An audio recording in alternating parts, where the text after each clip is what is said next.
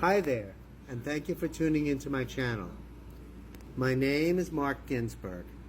and I'm excited to welcome you to my first podcast of the exciting hit TV show, CHRYSALIS, The Family Adventures. Many of you have already tuned in to my prior iterations of this story on my YouTube channel, my Facebook page, or any number of the other sites I have already previously shared my script on. To my young friends on TikTok, I deeply thank you for your support and the love you've shown my story. That tells me that I am reaching a large and important group of people at a very critical and precious time in their lives who can relate to many of the trials and tribulations the members of my TV family, particularly the teen children who feature large in my script, go through. For those of you for whom this is your first viewing of my podcast or live stream, CHRYSALIS, The Family Adventures, is the familial story of becoming, breaking out, breaking free, breaking apart, of being broken and finding your soul while healing. Hysterically funny, provocatively rude, and heart-rendingly moving,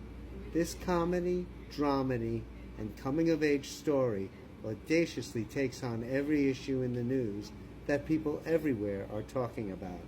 often vociferously across the table.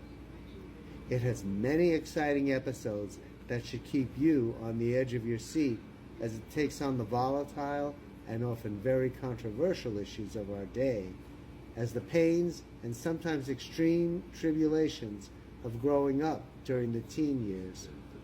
I started writing it in 2018, greatly inspired by the television genius of Norman Lear in his landmark show, All in the Family.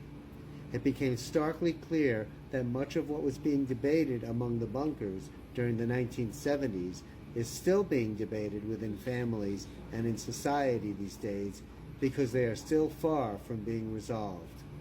The unparalleled volatility of the things we have all seen in the news seem to clearly beg for this type of show to be taken up again. Like its inspiration, CHRYSALIS, The Family Adventures, is the only show with the courage to confront today's political issues head-on with all the discomforts that brings. The only show brave enough to target both sides of the political divide, as well as today's teens. In this show, you will meet the characters I have lived with for almost 6 years now, including their very human development and change that the years have brought. Our family, living in Santa Ana in Orange County, California, is just as diverse as that in Lear's show.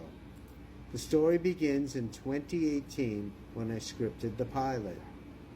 Joey, the father, is a bitter conservative, a die-hard Trumper, resistant to change, and a hard worker as the owner of his auto repair shop.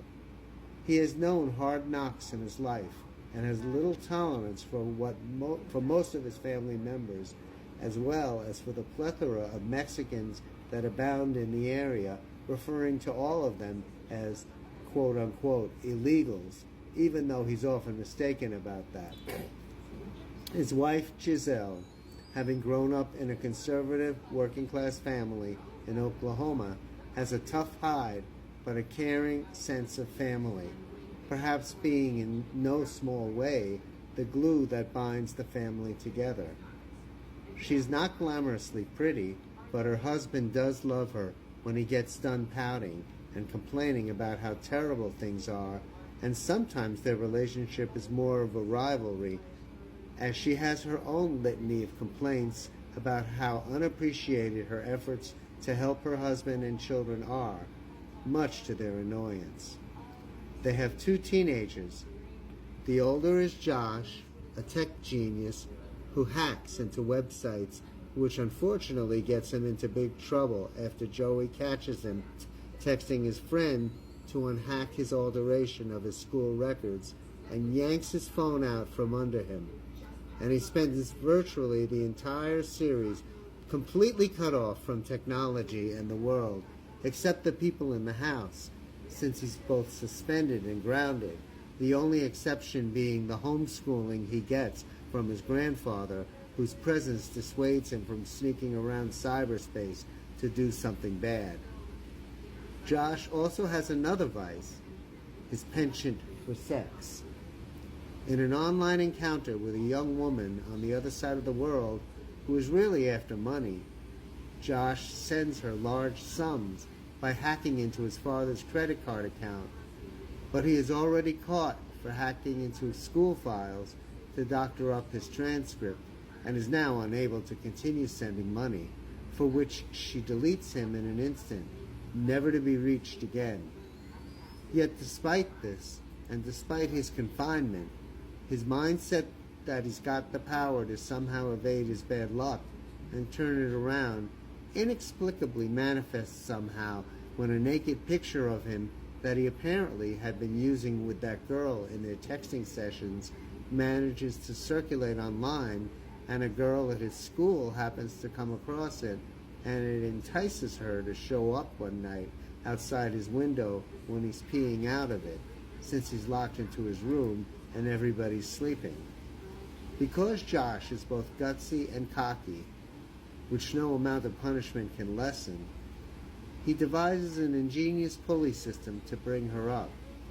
We will discover more about Amanda that doesn't come to light for quite a few episodes.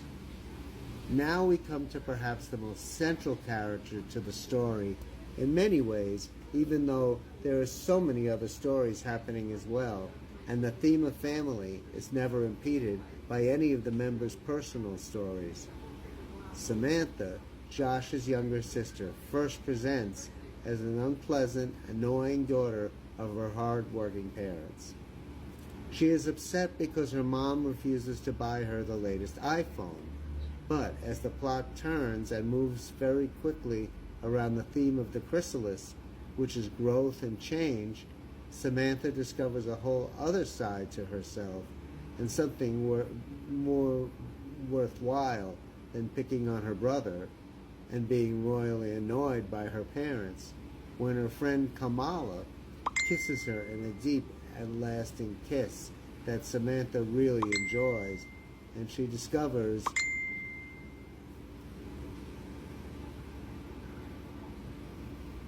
a whole new life that opens up a series of very deep and painful incidents and adventures. Kamala has an almost gender-neutral look that confuses some, as well as an early desire in the series to undergo a sex change, and these contribute to problems that will arise as Samantha finds herself confronting issues of not only gender orientation and identity, but unresolved issues of race passed on to this couple from previous generations. We come to learn that Kamala is both very intelligent and very passionate about justice in the context of the many identities she takes on of groups that are both historically and currently oppressed and marginalized.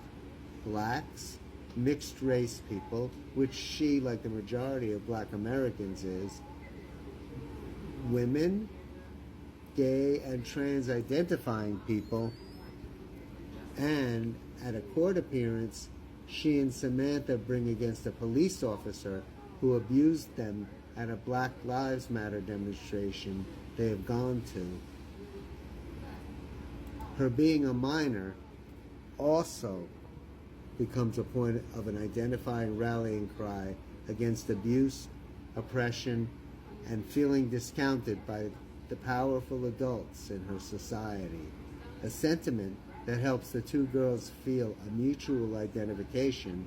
as Samantha also feels marginalized and discounted, like her mother, even within her own family. There is a certain naivete that becomes evident in Samantha that makes her endearing, despite her frequent angry eruptions. Should engender a greater degree of sympathy from an audience of all ages, and an identification on the part of her peers as someone childlike, doing her best to deal with shocks to her system that push her into growing up, And this is what earns her the centrality she comes to claim character-wise, which also heightens the coming-of-age narrative of this otherwise family-centric story. The introduction to our family is not complete without the grandfather, Mike, a university professor who is so much the opposite of his son, very educated and intellectual and very progressive in his views, who we learn had years earlier abandoned Joey, which contributed in large part to Joey's finding himself scrambling to make a living, becoming a conservative and turning against his father. But now he tolerates Mike,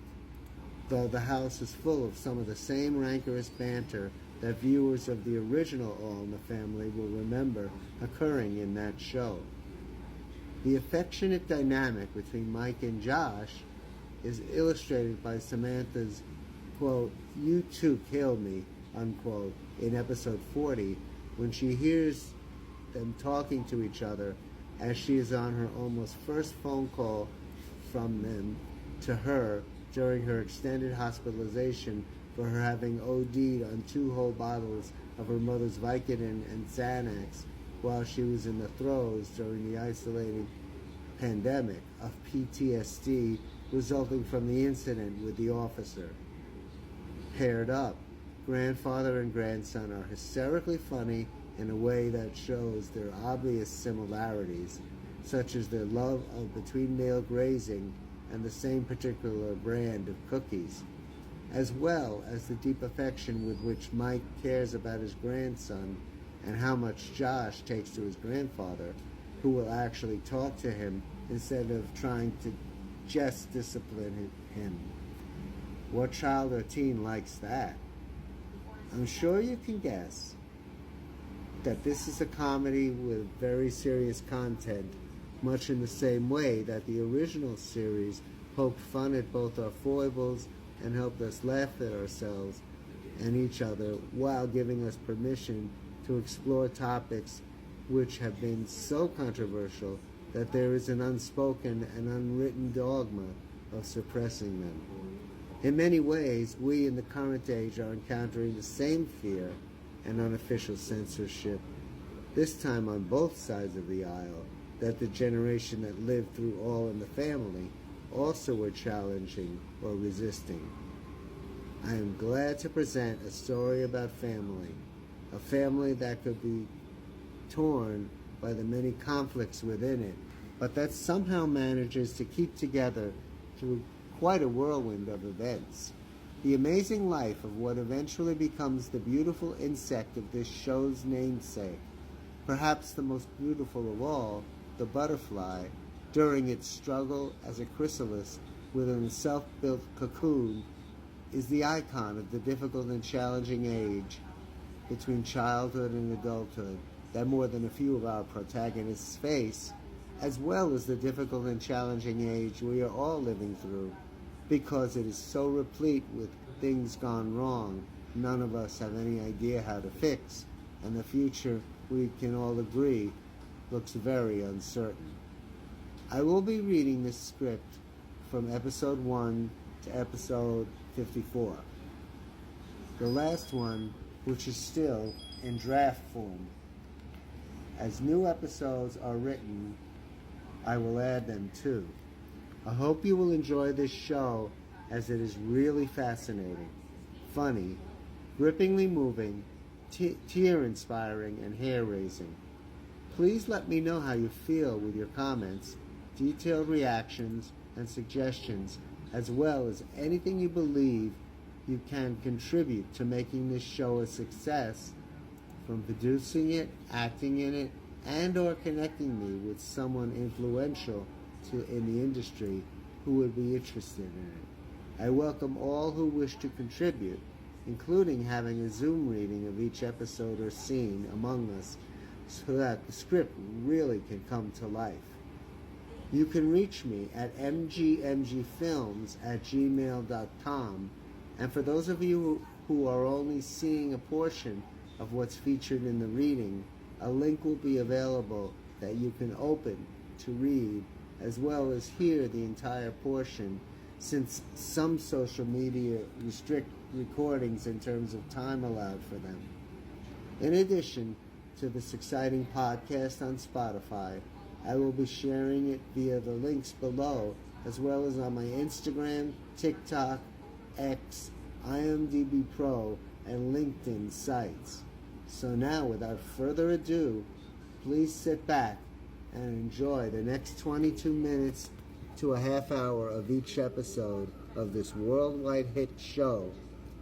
Made in America.